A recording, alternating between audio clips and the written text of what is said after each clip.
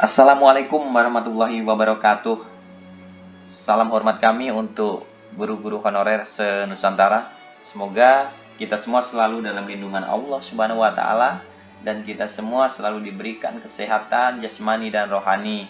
Tentunya rekan-rekan sekalian, kami berharap semuanya lulus di seleksi P3K tahun 2021 ini. Rekan-rekanku sekalian, sambil kita belajar, namun kita harus tetap optimis ya, tetap optimis, masih ada perubahan di tahun 2021 ini. Sambil menunggu pengumuman yang akan diumumkan pada 24 September ini, kita tetap belajar, namun kita jangan mengabaikan profesional kita sebagai guru yang mempunyai kewajiban mencerdaskan kehidupan bangsa. Jadi kita ikuti saja arus sambil kita fokus juga mencerdaskan kehidupan bangsa sebagai guru yang bermartabat yang dirindukan oleh anak-anak didiknya. Oke, semangat selalu rekan-rekan. Hari ini kita akan membahas mengenai manajerial P3K ya, manajerial P3K. Meskipun kemarin nilai manajerial itu sudah unggul, tetapi ini jangan sampai terlena oleh waktu. Kita terlena dengan info-info di media sosial dan lain sebagainya sehingga kita lupa untuk mengingat dan memahami tes-tes yang sudah kita lakukan di tahap 1 kemarin. Semoga lulus di tahun ini ya rekan-rekan sekalian. Soal nomor 1. Di tengah proyek besar dan membutuhkan tanggung jawab besar, saya mengalami kegagalan besar yang sangat mengancam karir saya. Sebaiknya saya A. Meminta maaf atas kegagalan saya. B. Mencari-cari dalang di balik kegagalan ini. C. Bertanggung jawab dengan segera mengundurkan diri dari pekerjaan. D. Tidak berputus asa. Saya jadikan kegagalan ini sebagai penguat langkah ke depan. E. Bertanggung jawab sepenuhnya atas apa yang saya lakukan. Baik rekan-rekan, untuk menjawab soal ini merupakan proyek besar ya rekan-rekan. Di sini dibutuhkan tanggung jawab besar pula. Sedangkan dalam pelaksanaan kita gagal ya dan mengancam karir kita. Sebaiknya apa yang kita lakukan? Apa selanjutnya sikap kita dalam menghadapi ini? Jawaban yang benar untuk menjawab ini adalah kita harus bertanggung jawab sepenuhnya atas apa yang saya lakukan. Mengapa? Karena ini merupakan ada kata tanggung jawab besar. Kalau di sini sudah ada tanggung jawab besar, kita harus bertanggung jawab sepenuhnya terhadap apa yang kita lakukan. Jadi jawaban yang benar adalah E. Jawaban yang A ini meminta maaf. Berarti kalau meminta maaf itu tandanya kita ada kesalahan. Sedangkan di dalam soal tadi yang dikatakan adalah tanggung jawab.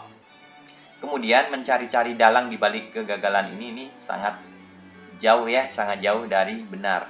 Tetapi ada juga di luar sana, bukan guru juga ada yang seperti ini apabila terjadi suatu kegagalan.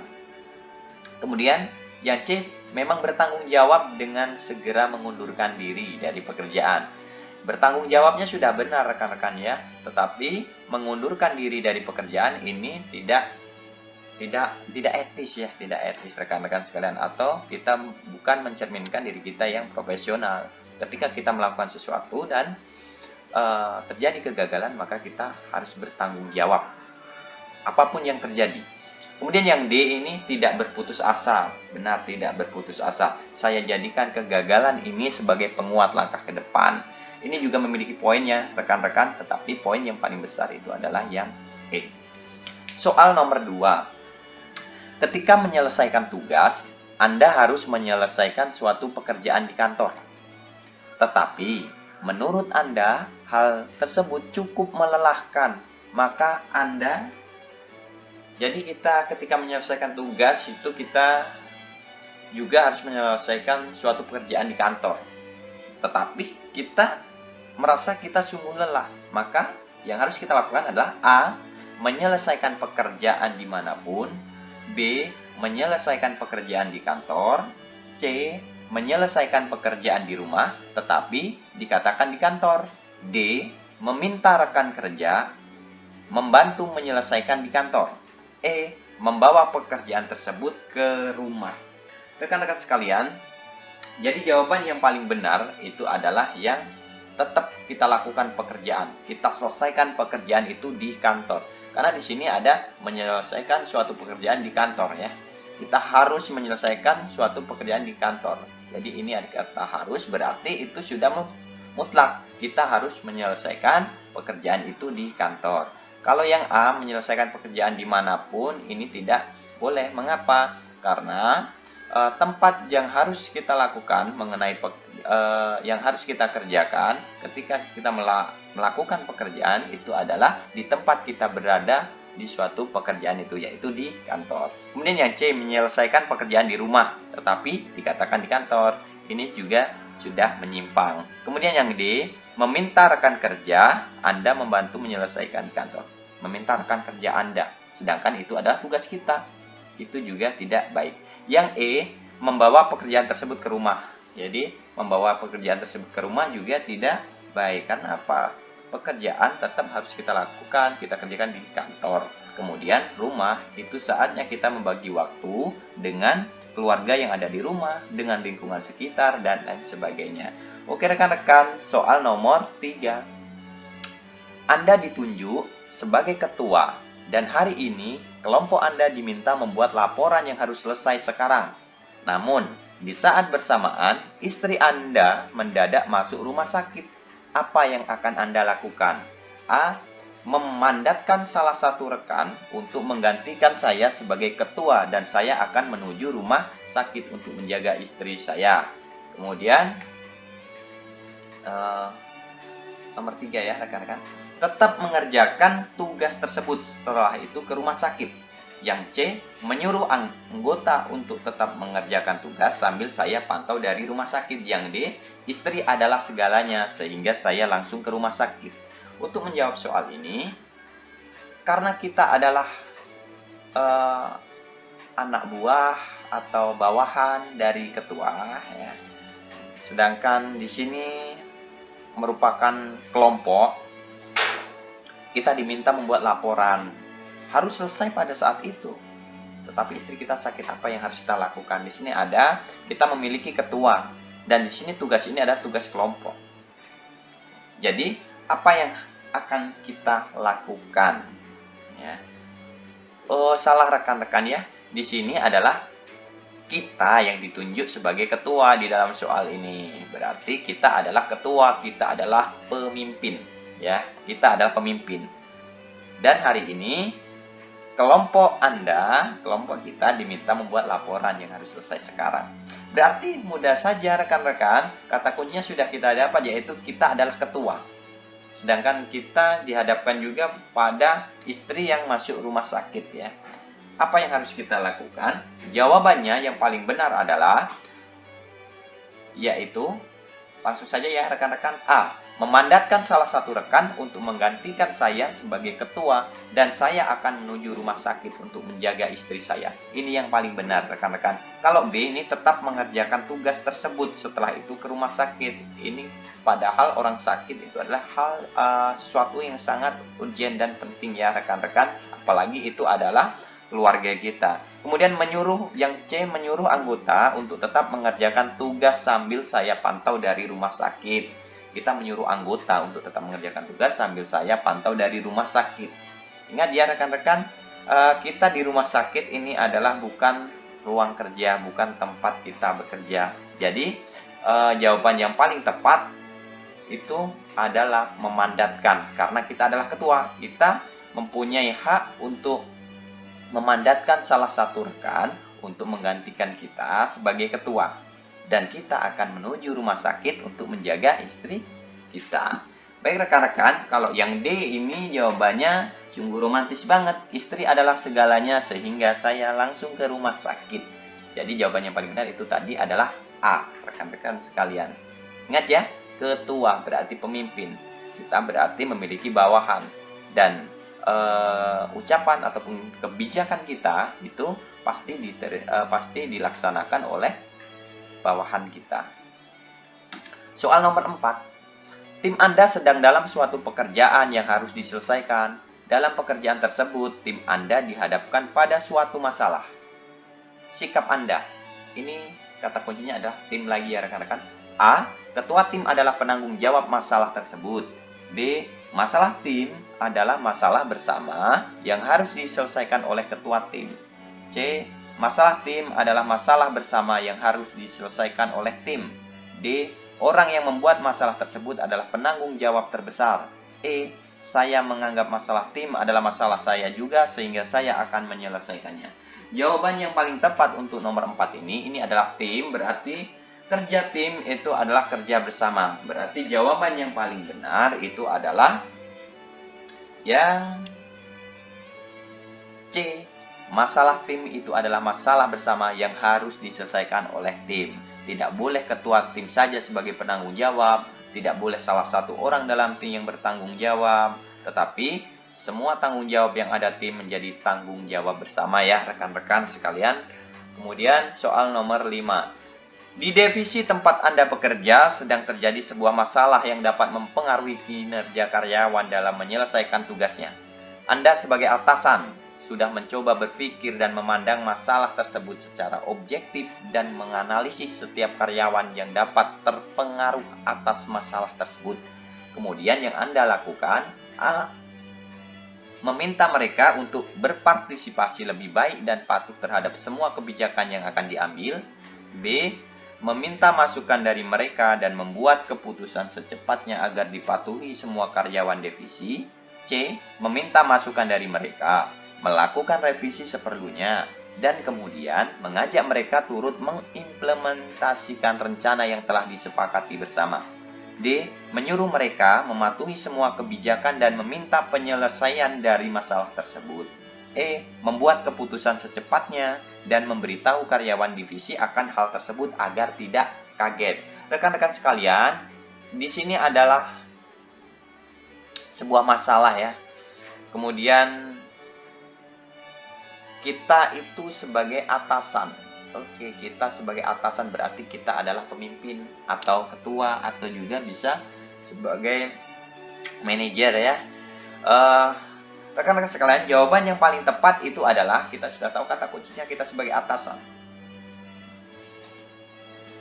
Ini berkaitan dengan topik kemampuan menggerakkan dan mengkoordinir orang lain. Jadi kita sebagai ketua kita harus memiliki kemampuan dalam menggerakkan dan mengkoordinir orang lain. Apa yang harus kita lakukan? Jawaban yang paling tepat itu adalah yang C. Meminta masukan dari mereka, melakukan revisi seperlunya, dan kemudian mengajak mereka turut mengimplementasikan rencana yang telah disepakati bersama. Jadi rekan-rekan, kita sebagai atasan ya, kita harus melibatkan bawahan. Tetapi setiap keputusan itu tetap ada di tangan kita ya rekan-rekan. Memberikan pemahaman ataupun bagian dari kelompok kita harus saling terbuka sebagai atasan. Harus bertanggung jawab dan kita harus memiliki kesadaran serta selalu mengkomunikasikan setiap ada permasalahan dengan rekan-rekan atau bawahan kita. Itu kita sebagai atasan. Next rekan-rekan, soal nomor 6. Beberapa hari terakhir ini di kantor Anda sedang disibukkan dengan banyaknya deadline pekerjaan yang harus diselesaikan secepatnya. Sehingga setiap komponen perusahaan diminta untuk memberikan kemampuan terbaiknya bagi perusahaan. Karena jika ada pekerjaan tertunda, akan berpengaruh terhadap produktivitas kerja.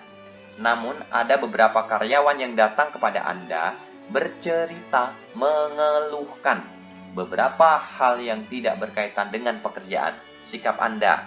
Nah, rekan-rekan, kita lihat jawabannya. A. Saya selalu terbuka terhadap setiap karyawan untuk berkeluh kesah apapun mereka membutuhkannya. B. Bersimpati dan memberikan solusi dan nasihat dengan tetap memprioritaskan kepentingan perusahaan. C. Saya akan selalu baik kepada setiap karyawan di perusahaan dan dapat menjadi teman curhat mereka setiap waktu. D. Hal tersebut harus dibatasi karena dapat mengganggu kinerja perusahaan. E. Selalu bersimpati dan memberikan nasihat dan solusi yang paling baik terhadap masalah mereka. Jawaban di nomor 6 ini, ketika kita menghadapi seperti ini, kita harus tetap kepada yang jawaban B. Bersimpati dan memberikan solusi dan nasihat dengan tetap. Ingat, kita bisa bersimpati dan memberikan solusi dan nasihat dengan tetap memprioritaskan kepentingan perusahaan. Bagaimanapun, kepentingan perusahaan itu harus kita utamakan dibandingkan dengan keluh kesah rekan-rekan yang lain. Namun karena ini berkaitan dengan manajerial, kita harus memprioritaskan kepentingan perusahaan. Kita bersimpati boleh, kita memberikan solusi dan nasihat kepada rekan kita. Selainnya kita, karena kita harus terus bisa berorientasi kepada orang lain ya. Kita harus bisa berbuat baik juga agar rekan-rekan di lingkungan kerja itu terjalin hubungan sosialnya. Ini kata kuncinya adalah mengenai topik orientasi kepada orang lain. Oke rekan-rekan, kita lanjut di nomor 7. Anda sudah bekerja sesuai dengan SOP yang diberikan perusahaan kepada setiap karyawannya dengan jelas. Sudah terdokumentasi sebagai panduan bagi setiap karyawan dalam bekerja dan telah menerapkannya setiap hari dengan baik. Namun terkadang ada kondisi di mana sebuah masalah yang timbul tidak dijelaskan, bahkan tidak ada dalam SOP yang perusahaan berikan. Yang akan Anda lakukan adalah, ini sering kita jumpai ya rekan-rekan. Apakah A. Meminta bantuan kepada rekan karyawan yang lain untuk dicarikan solusi terbaik? B. Melihat dari kondisi yang ada dan saya sesuaikan dengan misi perusahaan agar pekerjaan cepat terselesaikan. C. Tetap mengikuti SOP yang ada meskipun pekerjaan selesai jadi sangat lama dan mengganggu kinerja. D. Memikirkan penyelesaian yang sekira cocok dan bisa dikerjakan sesuai kemampuan sendiri dan misi perusahaan. E. Menyuruh atasan untuk review kembali SOP yang ada agar karyawan dapat bekerja dengan baik. Ketika kita dihadapkan pada hal semacam ini, rekan-rekan sekalian, maka kita harus nomor 7 ini tentang sikap tanggung jawab kita ya. Kita harus memunculkan sikap tanggung jawab kita terhadap pekerjaan yang sudah kita lakukan. Jawaban yang paling benar itu adalah yang B. Melihat dari kondisi yang ada dan saya sesuaikan dengan misi perusahaan agar pekerjaan cepat terselesaikan. Oke, melihat dari kondisi yang ada dan saya sesuaikan dengan misi perusahaan agar pekerjaan cepat terselesaikan. Ini yang paling tepat. Karena ini berkaitan dengan tanggung jawab ya. Kita sudah berjalan dengan SOP, misi perusahaan sudah kita ketahui, maka kita harus melaksanakan atau kita sesuaikan misi perusahaan tersebut agar pekerjaan cepat terselesaikan. Ini mengenai topik kemampuan bekerja mandiri. Kita harus memiliki juga sikap tanggung jawab terhadap pekerjaan. Soal nomor 8. Anda sedang mendapat tugas dari pimpinan. Anda yang mengharuskan lembur bekerja di kantor. Tiba-tiba ada telepon dari rumah memberitahu bahwa anak Anda sedang sakit. Sikap Anda ini berkaitan juga dengan orang-orang terdekat kita.